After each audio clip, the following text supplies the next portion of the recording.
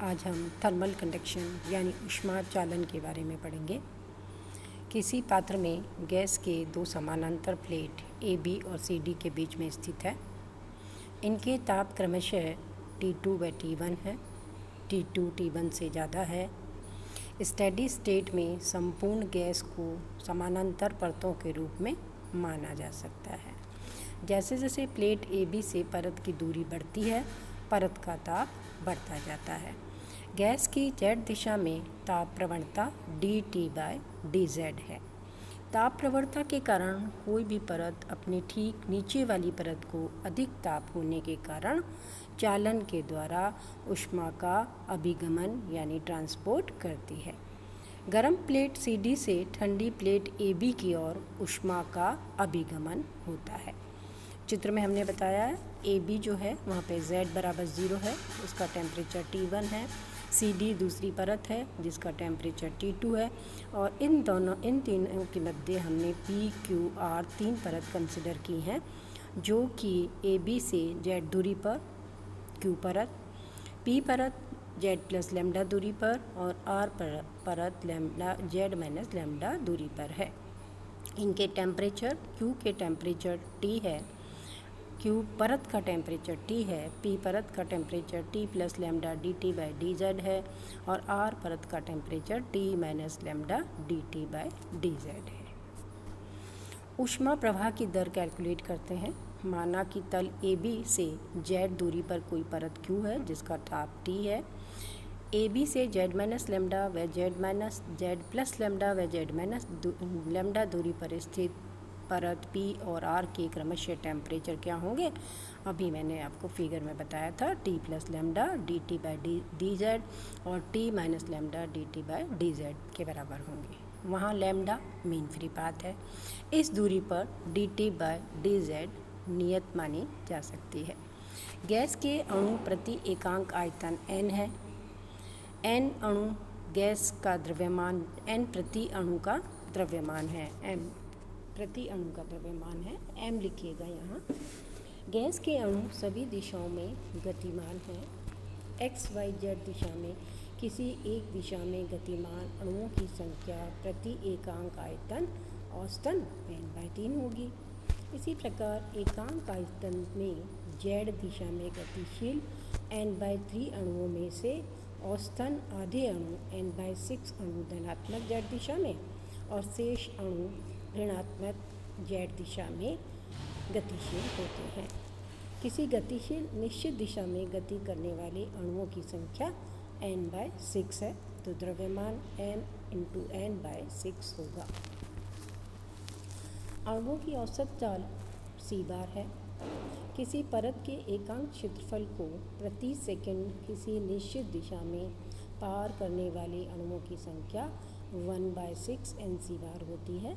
इसे हमने डिटेल में शांतता के समय डिस्कस किया था। यदि प्रत्येक अणु की f डिग्री ऑफ फ्रीडम है तो एक अणु की माध्य ऊर्जा 1/2 f/kT के बराबर होती है। परत P से अंतिम कोलिजन के पश्चात परत Q के एकांक क्षेत्रफल से प्रति सेकंड नीचे की ओर पार करने वाले अणुओं के द्वारा ट्रांसपोर्ट एनर्जी कितनी होगी, 1/6 n/c bar 1/2 f/kT plus lambda dT/dZ which is given by equation 1। Similarly इसी प्रकार परत R से अंतिम कोलिजन के पश्चात temperature T minus lambda dT/dZ ग्रहण कर परत को ऊपर की ओर Q परत को ऊपर की ओर प्लस Z दिशा में पार करने वाले अणुओं के द्वारा ट्रांसपोर्ट एनर्जी कितनी होगी, 1/6 n/c bar 1/2 f/kT minus lambda dT/dZ which is given by equation number 2। अब हम देखते हैं net energy transport plus Z दिशा में कितनी हो रही है। परत Q के एकांक क्षेत्रफल से प्रति सेकंड प्लस Z दिशा में नेट एनर्जी ट्रांसपोर्ट कितनी होती है। तो आप सेकंड वाली में से फर्स्ट को सब्ट्रैक्ट कर लीजिएगा, तो JU बराबर 1/6 n/c बार f/2 के T minus lambda dT/dZ minus 1/6 n/c बार 1/2 f/kT प्लस लैम्डा dT/dZ के बराबर है। दोनों को सब्ट्रैक्ट कर लीजिए, सॉल्व कर लीजिएगा। तो जे यू बराबर -1/6 NC बार एफ के T D T by D Z के बराबर है, which is given by equation number 3। अब हम बात कर रहे हैं नियत आयतन पर मोलर विशिष्ट ऊष्मा की, जिसे हम डिफाइन करते हैं CV, कैपिटल CV बराबर capital M small CV। What is small CV? Small CV प्रति एकांक द्रव्यमान विशिष्ट ऊष्मा है, और ये जो है वो मोलर विशिष्ट ऊष्मा है। मोलर विशिष्ट ऊष्मा और एकांक द्रव्यमान विशिष्ट ऊष्मा में ये रिलेशन है। CV = 1/2 FRK, ये हम पहले डिग्री ऑफ फ्रीडम में पढ़ चुके हैं। तो F बराबर, यहाँ से हमने F की वैल्यू निकाली है, F बराबर 2 mCV/RK, और कैपिटल M बराबर M × N के होता है, इसे रखा, और R बराबर K × N, तो इस R को K × N रखा, N से N कैंसिल हुआ, तो F बराबर 2 mCV/K के बराबर होता है। F का मान हमने निकाल लिया है। इस F के मान को हम इक्वेशन 3 में सब्स्टिट्यूट करके ऊर्जा फ्लक्स घनत्व JU निकाल रहे हैं। तो JU = -1/6 NC बार 2 mCV/K K लैम्डा dt/dz के बराबर है। इसे आप 6 और 2 और 6 के हिसाब से ये -1/3 बन गया। MnC bar CV lambda dt/dz। M × N gas का घनत्व है, तो in term of rho JU यानी energy flux density is -1/3 rho C bar CV × lambda के बराबर है, × dt/dz ऑल्सो। ऊष्मा चालन के लिए फूरिये के नियम के अनुसार JU = Q/AK होता है, = -K dt/dz, which is given by equation number 5। K gas की ऊष्मा चालकता गुणांक है। इक्वेशन 4 और 5 को हम कंपेयर करते हैं। कंपेयर करने से हमने देखा K बराबर 1/3 MnC बार CV लैम्डा के बराबर है।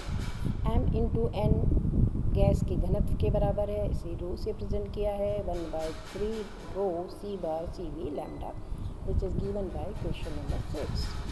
लैम्डा और C बार की वैल्यू हम सब्स्टिट्यूट कर रहे हैं। तो लैम्डा K बराबर 1/3 Mn 8 kT/m⁴, और लैम्डा की वैल्यू है 1/√2 πd² n ब्रैकेट बंद NCV। सॉल्व करिए इसे, तो K बराबर 2/3 πd² mkT/π² × CV के बराबर है। वहाँ CV को मोलर विशिष्ट ऊष्मा CV के रूप में रख रहे हैं। अब हम इस स्मॉल CV को हमने कैपिटल CV के रूप में रखा, तो आपने देखा मैंने ब्लैक पेन से हाईलाइट किया हुआ, it is capital CV/M। Then solve it, तो आपके पास जो एक्सप्रेशन आ रहा है वो आ रहा है K बराबर 2/3 πd² n RT capital M⁴ NCV। Gas की विशिष्ट ऊष्मा नियत रहती है। K ऊष्मा चालकता, अभी आप इस फॉर्मूले से देख रहे हैं कि K ऊष्मा चालकता √T के प्रोपोर्शनेट होता है, दाब पर निर्भर नहीं करता है। K की वैल्यू यहाँ फॉर्मूले में स्पष्ट है, m⁻² के हिसाब से वेरी करती है। शांता के केस में, नीटा के केस में m की वैल्यू की पावर √m के हिसाब से नीटा वेरी कर रहा था। धन्यवाद।